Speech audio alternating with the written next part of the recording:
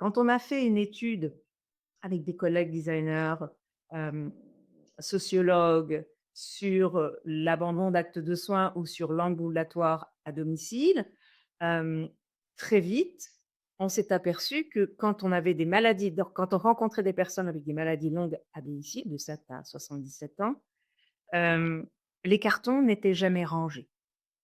Nous, on se dit: «On va arriver, on va réfléchir un petit peu à comment on fait pour ranger tout ça dans un coin et cetera. On va faire des belles armoires».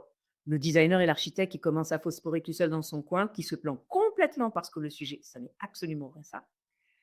Heu, Puisque la maladie n'a pas le droit de s'installer chez moi. La maladie ne gagnera pas.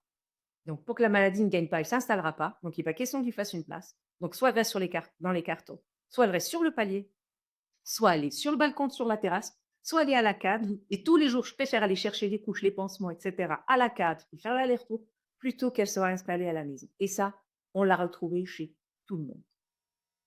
Donc l'idée reçue, heu, je vais créer un petit coin de rangement pour tout ça, on l'oublie complètement, on l'oublie complètement.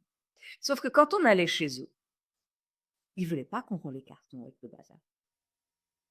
Sauf que ce qui était révélateur et qui nous a amenés à penser et à repenser le logement de demain autrement, puisque la France se prépare dans les 10 ans à être à 90 en ambulatoire et que quand j'ai 25 coins de suture, mon verre d'eau, je ne sais plus la traiter tout seul et que mon domicile devient mon pire ennemi, il y a bien des choses à faire changer dans la programmation d'un habitat. Et le plus important, c'était le carton qui ne voulait pas monter. Mmh.